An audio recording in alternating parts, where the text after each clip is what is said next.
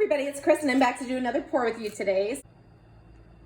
So today I'm working on a 12 by 12 cradle panel, and I've done one of these before and I didn't, I thought maybe there was a couple things that I could improve upon. So I'm going to try this kind of again and see what kind of result we get.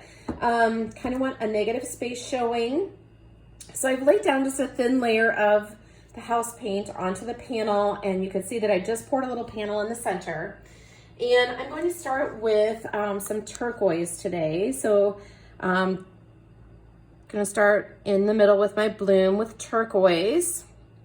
So I kind of want to have some negative space showing, but I think I'm going to try to go over the edge of the canvas this time. When I did this the last time, I kind of tried to keep my bloom, if you will, kind of in the middle of the canvas, and I didn't really stretch it over the edges. So I was kind of just trying to go for a little bit more of an abstract look, if you will. This is that beautiful yellow green that I've been doing some paintings with. So I'm also putting a little bit more pigment on here than I did the first time that I gave this a go, in hopes that I can get it to stretch out. And then this is that really pretty deep magenta. I love pink and green together. It's kind of one of my favorites. When I used to do stamping, I used to love putting pink and green together because I just thought it was so pretty and fresh looking. Then I've got my cell activators in this little squeeze bottle. So I'm gonna go ahead and put a nice little puddle on top there. And then I'm gonna give this a blow. So I'm gonna blow gently down and then disperse the cell activator across the colors.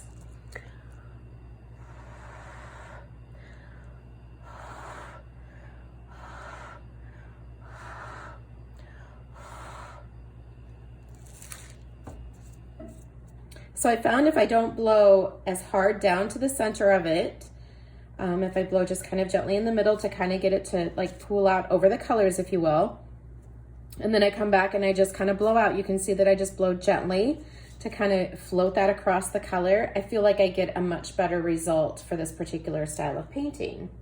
So you can see that because I didn't blow so hard, the paint has already bounced back up from the bottom. So I'm going to go ahead and pick this up and we're going to start tilting and see what we get out of this little bloom that we've created in the center here.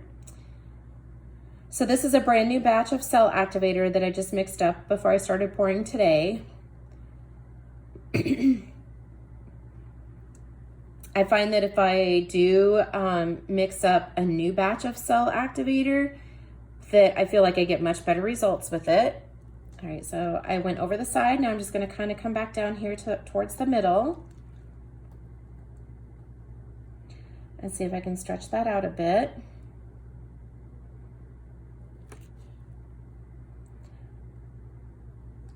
And just kind of try to even up my paint over here on the, well, what's the bottom corner right now is what you're looking at. And kind of get that evened and smoothed out a tiny bit. I don't want to go all the way over to the corner, so I'm going to come back. Kind of get the weight of the paint in the middle there. And then I want to kind of go off this corner. So I'm hoping, I'm kind of in front of the window and I'm hoping that you guys can see the iridescent beautifulness of this. I don't know if beautifulness is a word, but I just made it one. The shimmeriness of these pigments because of the Pearl-X powders, as well as the metallic inks and things that I add to the colors is just so beautiful. All right, so now I just kind of want to come back down to the other edge here, this other corner, see if I can get this to stretch a little bit more. Let me see if I can get this so that you can see it. There we go.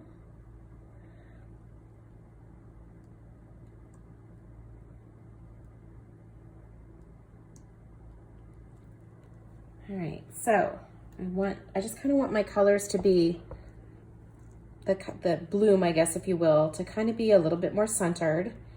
I think this one's kind of cool. I like the bright colors of it. I feel like I did get the bloom to blow out pretty well. I'm just going to use my palette knife, I think, and kind of smooth out these corners. Just because I didn't take it all the way down to the corner, I want to make sure that this paint is kind of distributed a little bit better.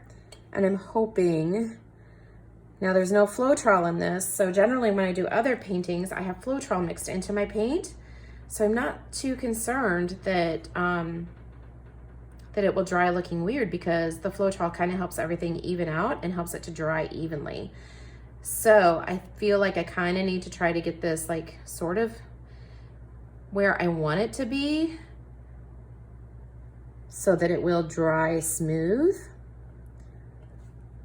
So I'm just kind of trying to use a really light hand with this palette knife.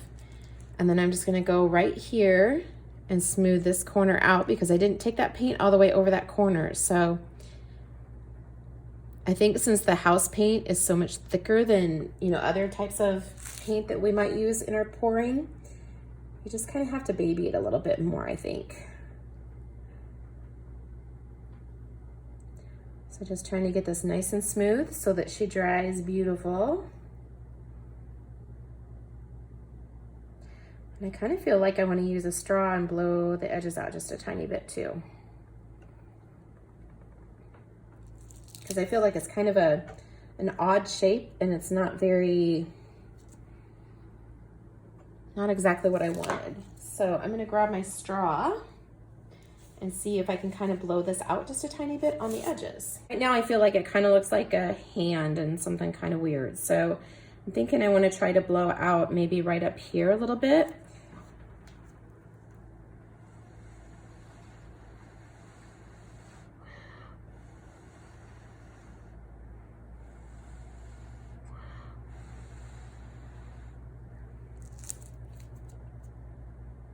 I'm not sure if that helped or if it just made it more odd looking.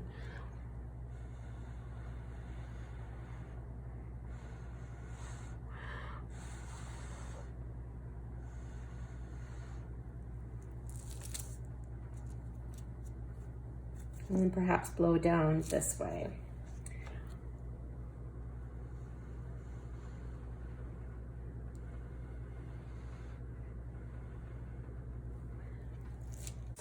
Okay, so I don't feel like that helped. So I think what I want to do is to see if I can move the paint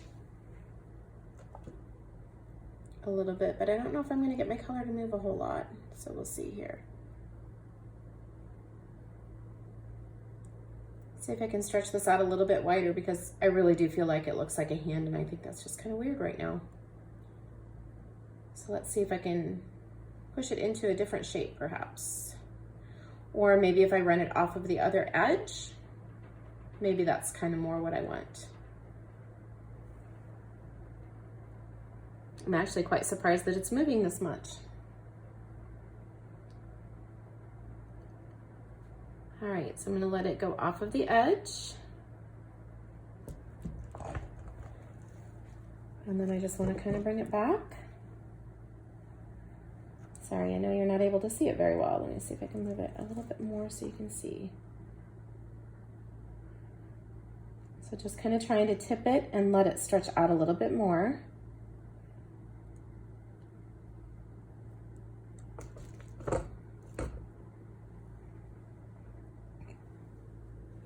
And perhaps come down this way with it a little bit.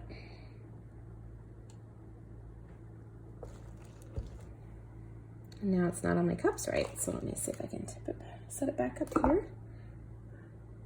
All right guys, so that is another completed painting. This is definitely much different than what I would normally do. I would say it is definitely tends towards the abstract side of things for sure.